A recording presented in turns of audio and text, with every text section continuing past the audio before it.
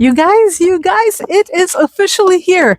And yes, the blueberry seed starter kit is one of the things I'm talking about, but I am so excited to share with you my very first collaboration seed bundle that I've done with GreenStalk. So I'm going to be showing you all the seeds that are in this bundle, why I've chosen them, why they're special to me, and most especially why they're special for the GreenStalk, and lots of tips on how to get them started. So join me as we explore my GreenLove seed bundle.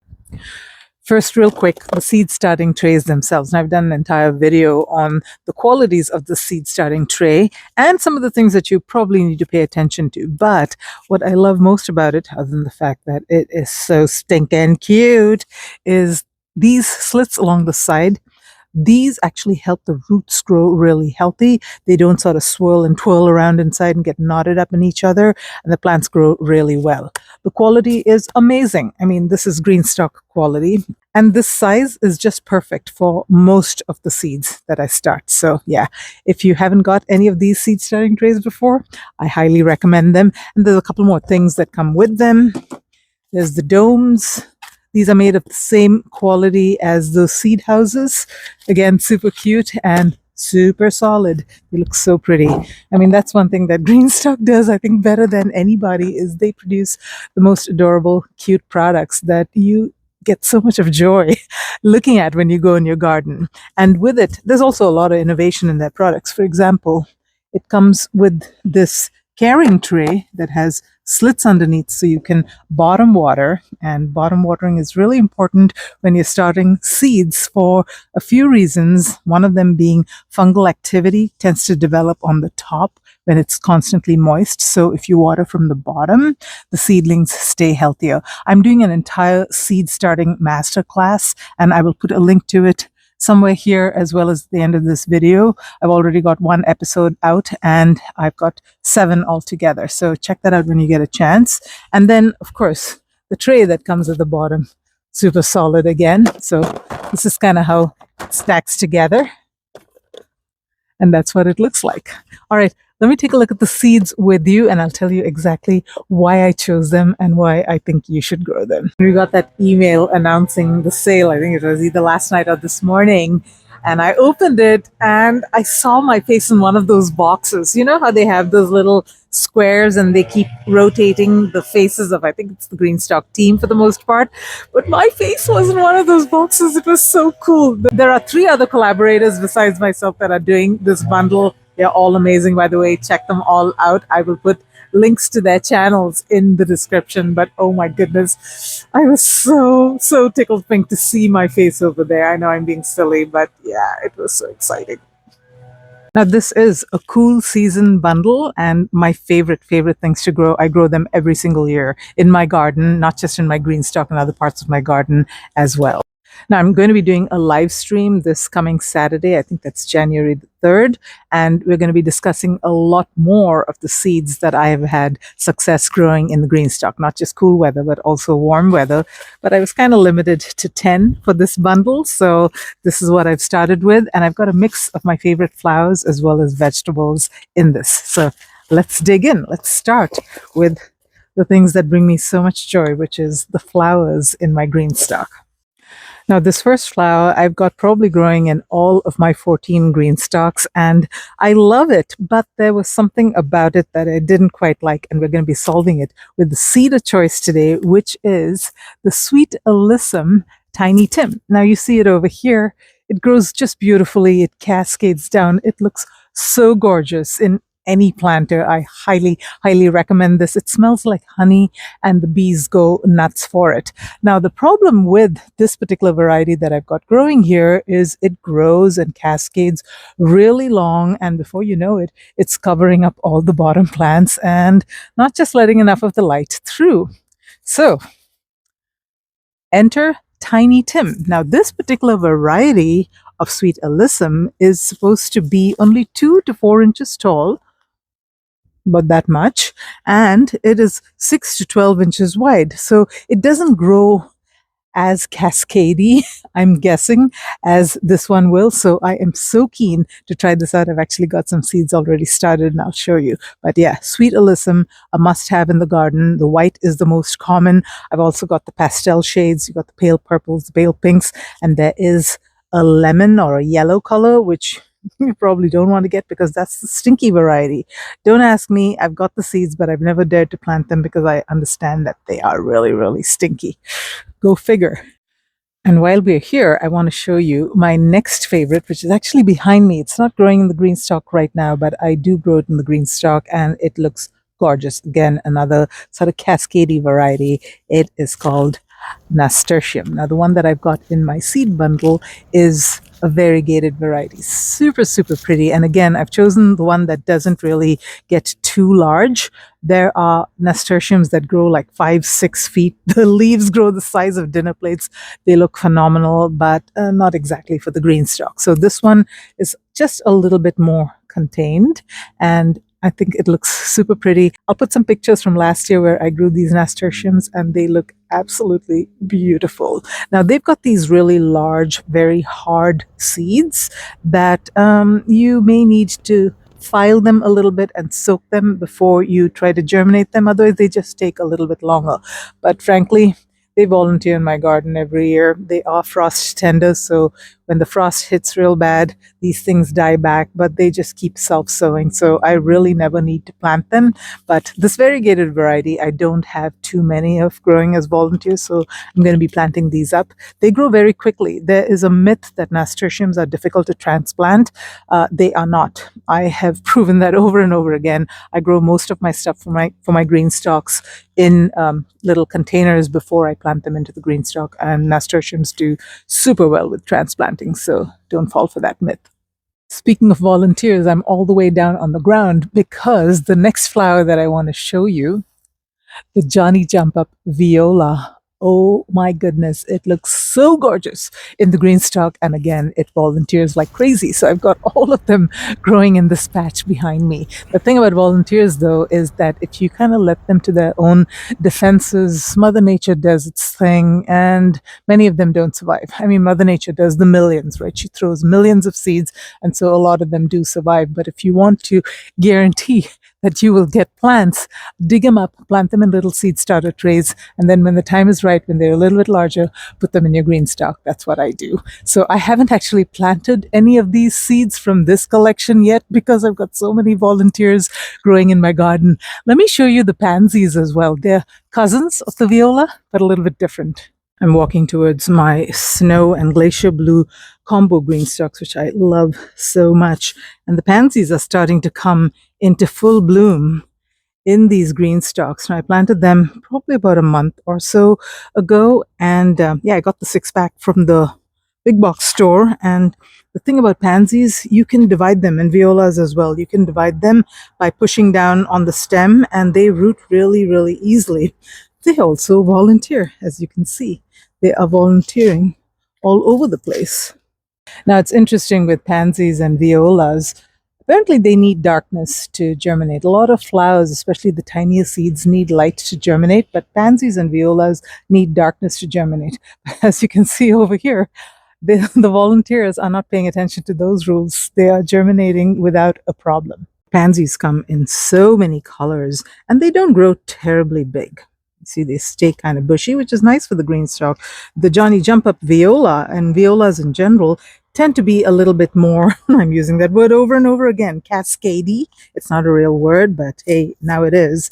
And yeah, so they actually look super pretty, and they last a lot longer than the pansies do. In my hot weather, I tend to lose my pansies as soon as the weather warms up. But the violas, they just keep going and going. I don't have any blooming right now, but they will be soon. They actually kind of look like this. Now, the pansies and violas, even though they're cousins, they do have some differences. From what I understand, the pansies have like 2, 3, 4 petals on the top, and then one kind of biggish one. This is actually one petal at the bottom. And the violas are like 3 and 2 or something like that. Anyway, there is a difference between them, the growth habit, the tolerance for heat and cold, and produce tons of blossoms. The violas do a lot, pansies do as well, but the violas tend to produce just a whole lot more. And that's why I love them. And the Johnny Jump Up is my favorite. So my friend loved my Johnny Jump Ups so much that she was looking for them in the nurseries and she kept asking for Johnny Jump Ups. And apparently no one knows about them. At least no one was able to help her. So she came and told me, I'm asking for them and no one knows what Johnny Jump Up violas are. So I gave her a few and she was very happy, and she has never had to plant them since because they reseed every year very, very readily. Don't you love it when plants do that? Now, I don't want to get distracted and carried away, but I did notice that I have a bunch of sweet alyssum that is cascading over the edge of this planter.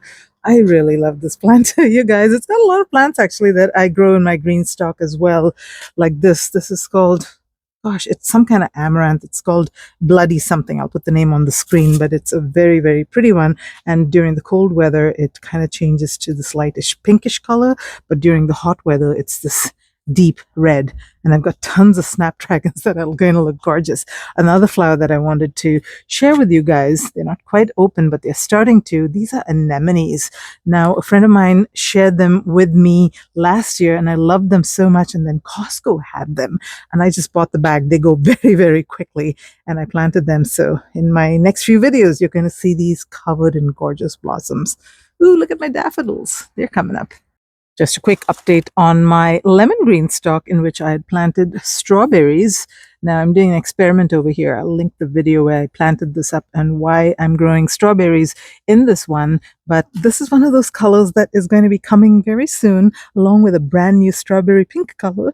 I am going to be getting that strawberry pink 7 tiers to grow flowers, and they're going to look absolutely gorgeous. Lemon and pink. Pretty combination.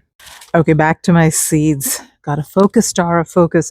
I've not made any videos in a little while because of the holidays, and I really missed you guys. I did not realize I'm going to miss videos and miss showing you my garden and miss your comments and miss chatting with you. I feel like I've gotten to know a lot of you on a first name basis. It's just so cool. It's so weird how this YouTube community works, and I really love you guys, and I hope you've been having a wonderful holiday so far and that the new year is wonderful for all of you. Anyway, the next is my vegetables, cherry bell radish. Now, this is one of my favorite radishes to grow because it really changed me from being a radish disliker to a radish lover. Now, this thing is super great in that it can go under the right conditions from seed to harvest in like 25 days. That's the fastest of any vegetable that I know of, except maybe baby greens or something like that. But it depends on the weather conditions as well. So right now it's pretty cold, so they're growing very slowly. I've actually got them in my GreenStalk. Let me show you. Yeah, so this GreenStalk I pretty much seeded, direct seeded, and I use the little seed houses to protect the seedlings because the squirrels dig up everything. But yeah, the cherry bell radishes, you can see I planted them in the beginning of November. It's actually the end of December, and they are finally starting to bulb out. But yeah, they are sweet and delicate in taste during the winter. And the best way that I've found to enjoy them is just by slicing them in half and roasting them. They taste so good. And while I'm here, I want to show you another one that I love growing. This is the carrot little finger. And this is a Nantes variety. It is great for fresh eating, very crisp, very delicious.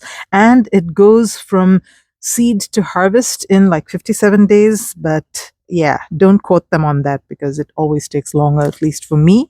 But you can see that they are growing. I direct seeded these.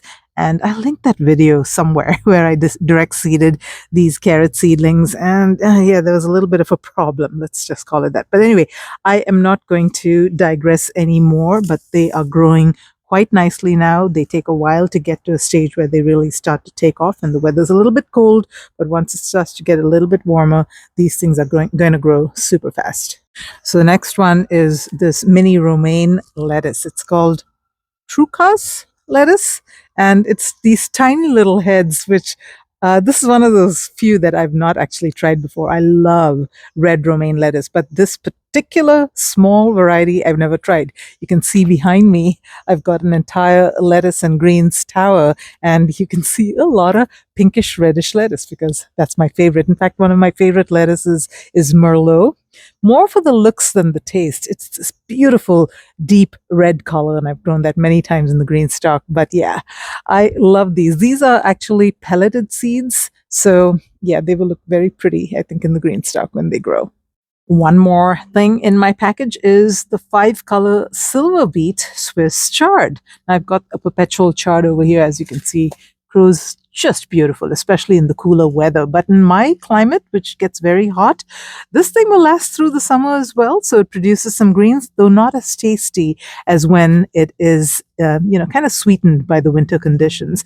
Now, this I used to grow another one called Bright Lights Swiss chard. I think they are similar, maybe even the same, just a slightly different name. But yeah, you can see the different colored stems.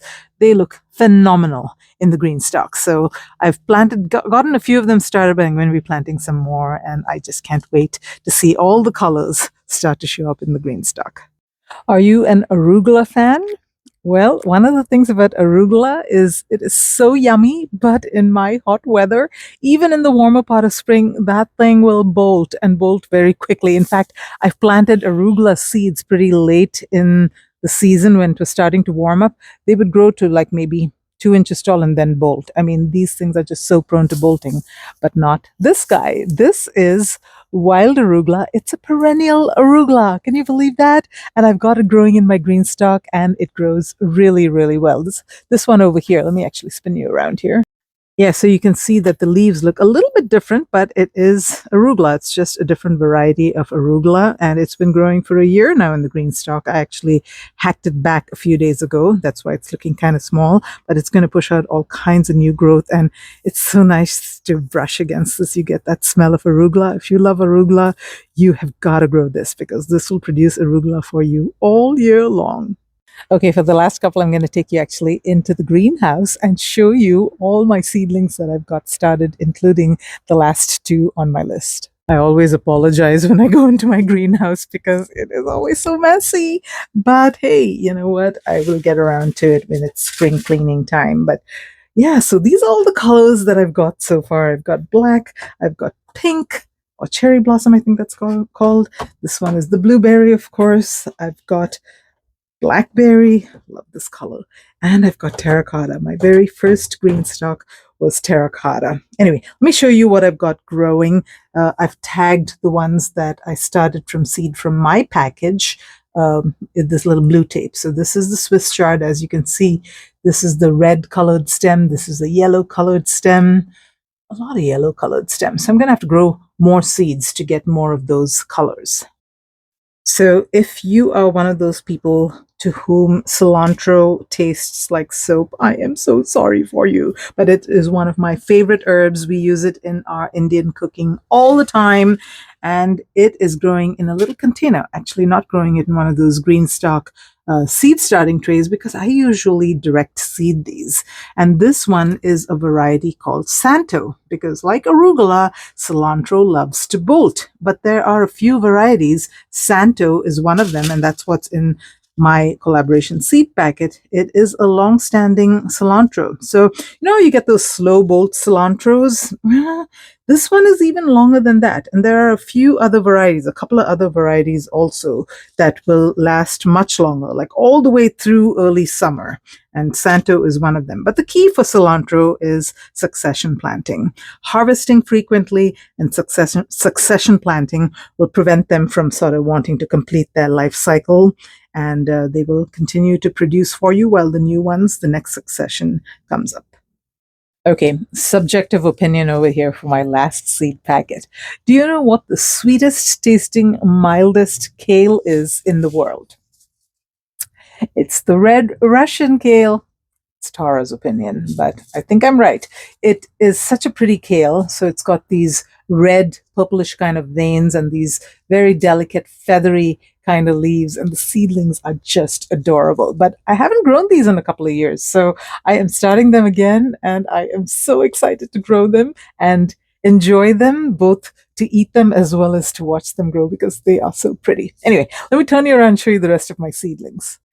So here's the red Russian kale. It develops more of its reddish color when it is a little older and when it is exposed to sunlight. But look how pretty those baby leaves are.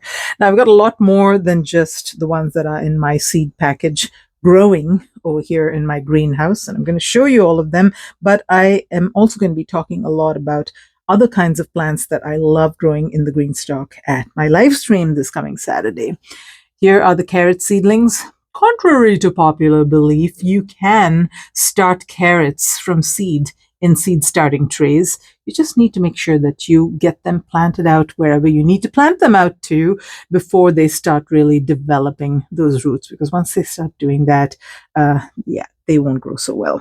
Anyway, some of the other things that I've got growing, I've got a lot of volunteer pansies that I went and dug up and I put in these containers. And oh, by the way, if you're wondering what this is vermiculite, and it really helps control algae and other fungal activity on the surface. It absorbs water, but also holds on to water, but doesn't allow that algae to form. So vermiculite is wonderful to kind of cover your seeds with when you start them so that they don't develop this greenish, ugly looking algae. What else? Verbena. Now, I have shared this with you in previous videos, but it is so pretty, so many different colors. This is creeping verbena, and I'm growing it for the first time from seed, but I've grown them from cuttings before. They grow really, really easily. This is the pastel sweet alyssum. I didn't do a good job transplanting, but yeah, I've got many of them already in my garden, and these are columbines. I don't know whether I'm going to grow this in the GreenStalk. These are actually perennials. I might plant them somewhere else in my garden.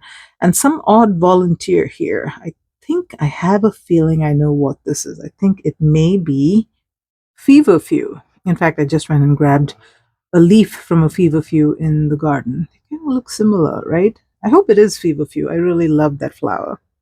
And over here, I've started uppotting some of the kale. Now, again, contrary to popular belief, you can actually transplant these seedlings at any stage. You do not have to wait for the first true leaves. You can transplant them even when they are this big without their second leaves, as long as you can handle them. Another flower that I'm really keen to grow this year in the GreenStalk is fleabane or erigeron. Now, I used to see these when I visited Europe all over the place, such pretty flowers. So I decided that I would try and grow them from seed. I'm going to try and grow them in the GreenStalk this year. Stepping out of my greenhouse, one of the veggies that I do recommend that you try and get a hold of seeds for is choy. Now, it is a kind of bok choy. It is an F1 variety. I got mine from Johnny's Seeds, but it is so delicious, you guys. You can eat this raw. Ah, it tastes so good, so delicate, and it grows huge, grows really well in the GreenStalk. So try and get your hands on choy. We're just taking a step back here. I've got this arch, and I am trying to grow scarlet runner beans and sweet peas on it this spring. Oh, look at my Brussels sprouts. Yeah, first time ever I'm growing Brussels sprouts. They seem to be opening up, but I'm going to just let them overwinter and see what happens. Okay, you guys, I gotta edit this and get this posted today because today is the first day of the sale of the seed starting stuff at GreenStalk, and I hope you are able to pick up my seed bundle and grow along with me. And I also hope to see you at the live stream on Saturday. I do a live stream strictly on GreenStalk topics on the first Saturday of every month at 10 a.m. Pacific, 1 p.m. Eastern. Hope to see you there, or hope to see you down in the comments. I love talking to you. Until next time, folks, live green and love your greens and your GreenStalks.